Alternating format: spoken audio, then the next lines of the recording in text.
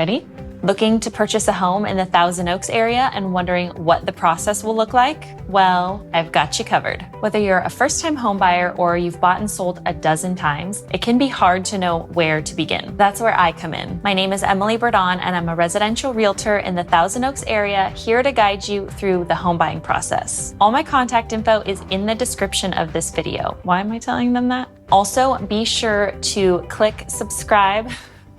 It's over here, right? Subscribe to my channel and click the notification bell so that you get notified whenever I publish another real estate video. Okay, so whether you already live in the area or you're relocating from another town, another state, or another country, here are the 10 steps that are involved. And number 10 is one that you won't hear on most realtors' list, so be sure to stick around. Step number 1 is the buyer consultation. The first thing you need to do is reach out to your realtor. Don't have a realtor yet? You do now. Ding! Leave that stuff to me. Send me an email or text me and let me know a little bit about your situation, where you're moving from, what your timeline looks like. Then we'll set up a Zoom call. I'm all about video, if you couldn't tell, so I like to do our initial meeting face-to-face. We'll talk about what you're looking for, and I can help you narrow down the areas that I think you would be most interested in. Do I need to do the Zoom thing again? If you're a Thousand Oaks local, we can do our first meeting in person. And in this meeting, we will talk about step number 2, get pre-approved. This is an essential next step. You should not start looking at homes until you are pre-approved, and some sellers will not even let you view their home without a pre-approval letter. You also don't really want to look at homes online until you know what your budget is. If you start looking at homes in one price range only to find out that you only qualify for homes in a lower price range, it can be incredibly depressing to go back and look at lower priced homes. So don't torture yourself. Get pre-approved. I have some wonderful lenders I can put you in touch with who will let you know all of your financing options and let you see what your mortgage payment will look like. But if you have your own lender, that's great too. Number 3. Should I say? Yeah, I know what I'm gonna say. Yeah?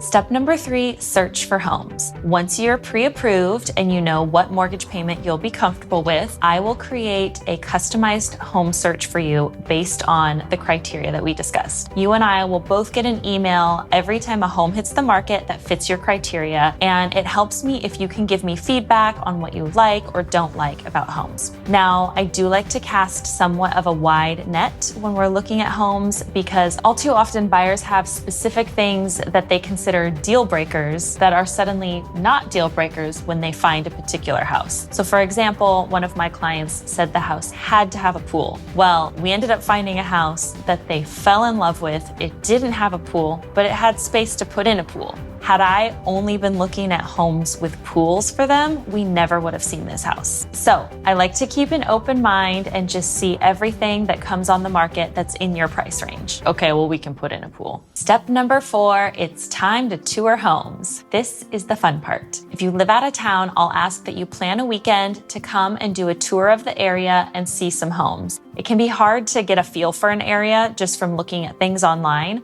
but I'm telling you, once you come and do a Conejo Valley tour, you will leave with so much clarity about the areas and neighborhoods that you would want to live in. What is that?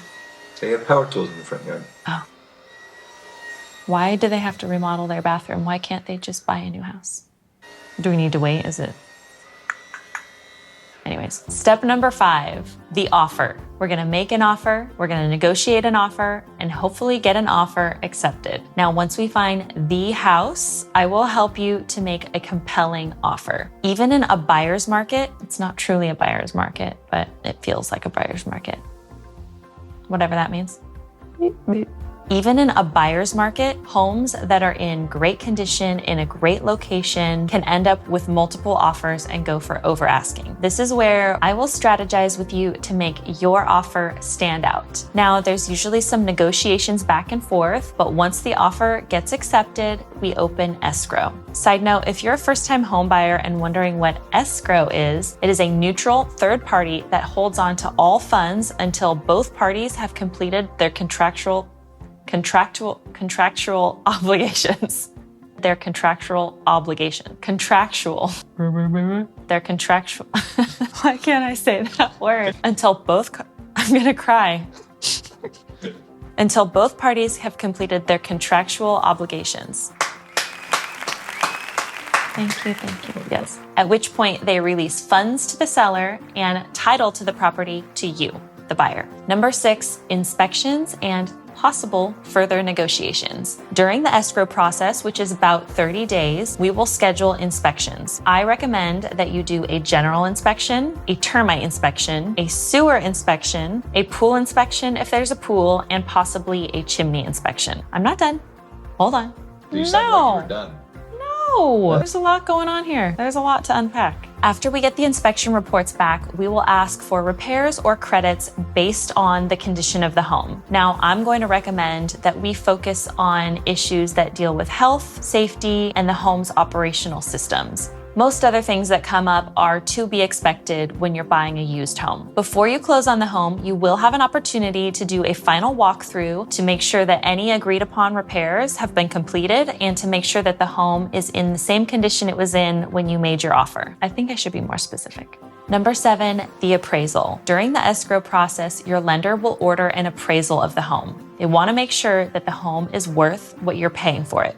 What's going to happen is an appraiser is going to come out. They are going to look at this home and compare it to comparable homes that have sold in the area in the last 6 months to come up with an appraised value. Now, if the appraisal comes in higher than the price that you offered, this is great news. You have instant equity in your home. If the appraisal comes in lower than the amount you offered, then there's possibly room for us to negotiate the price. Now we're moving on. We're already on number 8. We're just flying through this. Let's have 20 steps. Number 8, your loan is funded. While I am busy... What am I doing?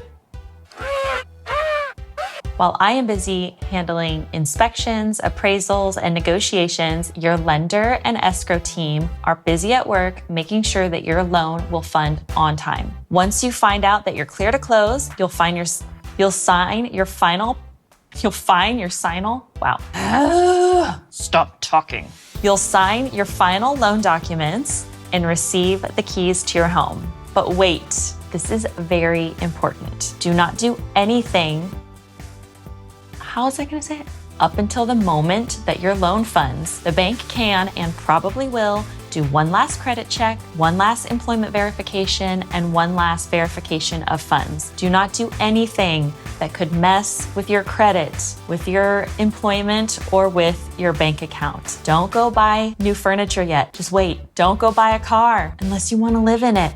Don't quit your job. Please don't quit your job. Please don't quit your job. What else? Do not make any big deposits or withdrawals from your bank account without first checking with your lender. After your loan closes, you can do whatever you want, but until then, just sit still and wait.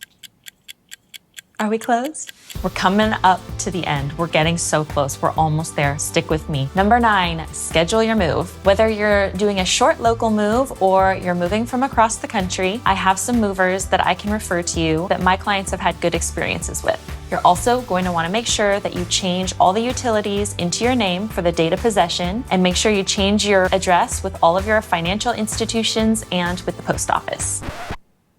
I'm expected to not fluff my hair. Step number 10, to be continued, meaning my job doesn't end when the transaction closes. Is there anything that you need as you're settling into your new home? Do you need a plumber? Do you need a handyman, a painter? I've got you covered. I'm gonna keep answering my phone for you for whatever you need for your home for years and years to come. I'm not done with you. I'm gonna be around to give you... I'm gonna move in with you. Please don't. Why is she here again? I'm not done with you. That sounds weird. It's kind of creepy. I'm not done with you. After the transaction closes, I'm still here for you. So whatever you need, just call me. If you're thinking about purchasing a home in the Thousand Oaks area, go ahead and reach out to me so we can get this process started. For some people, the home buying process is quick, and for others, it can take longer. I am not in a rush to close a transaction with you. I am here to be an ally and a guide throughout the process, however long it takes. I look forward to talking to you. Hearing from you. I look forward to hearing from you. Is it okay that I'm just going sentence by sentence? Oh, I'm your ally. Okay. Why can't I be a friend? It's too cheesy. Okay. I don't just want, what'd you think about that? I like to do I'm a real estate agent. I can't have my phone on Do Not Disturb. Airplane mode, okay. Negotiate the price. God, this is so stupid. Yeah. No. I got it. Huh? Don't have a realtor yet? I called it So What Else? So, what else?